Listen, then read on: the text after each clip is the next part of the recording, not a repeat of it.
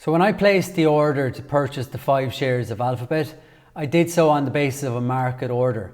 So that means that my 5 shares were purchased at the best available price at that point in time when I put my market order in. You can see here on my account it says Alphabet Class A, 5 shares, average price $317.60, and the current price is $317.24. So the share price is moving around, but I accepted the market order at that point in time. Another option that you have available to you is to place what we call a limit order. And that basically says that you put a limit on the maximum price that you're willing to pay for the shares that you're looking to purchase. So for example, in the case of Alphabet, I could go in and again click buy, and this time I could look at it as a limit order. And so if we look at 5 shares, this time I'll set my price. Imagine I look at it and say, well, the shares were trading in or around $316 to $321 for the day, and they're currently at this level of $317.38. I feel by the end of today, they're going to be back down closer to $317 a share. I could say, well, that's my limit. I'm not going to pay any more than $317.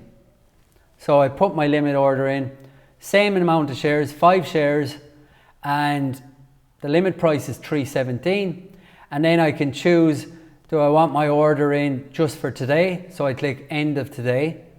That would mean that the share price has to be executed at that limit order of $317, or else the order will disappear.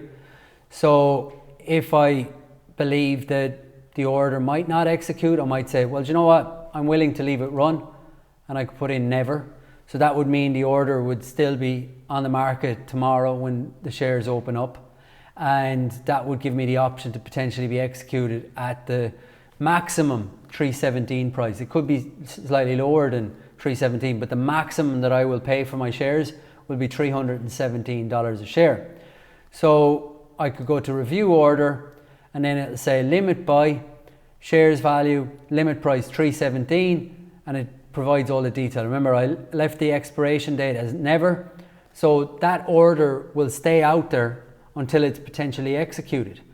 Now, if the shares continue to rise and never hit that limit of $317 or fall below $317, my order will never be executed. So I'll never own the shares of Alphabet.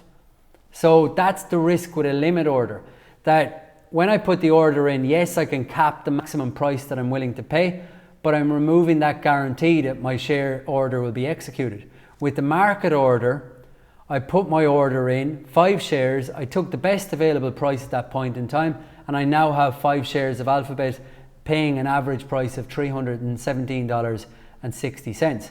So when you make that decision, whether to go with a market order or a limit order, just be cognizant of the fact that it's that choice between guaranteeing your order being executed right now or making a decision that you have a maximum price in mind that you're willing to pay. And you can see already from the time that I paid $317.60, the shares are now down to $317.30.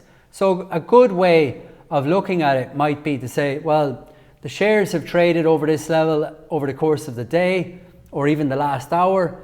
I'm going to put the limit order based on that range. Or you might look at it and say, do you know what, I'd love to own the shares of Alphabet and they've traded at a range over the last year of this. I'm going to go in at the midpoint. Yes, it's significantly lower than where the shares are trading at right now, but in the event of a significant crisis or there's a market sell-off in a particular day, my order is in and I potentially could be executed at a much lower price. So it's all based on whether you want the security of knowing that you have the shares purchased today, or if you'd like to have your order out there to own the shares of Alphabet paying a maximum price that you have in mind.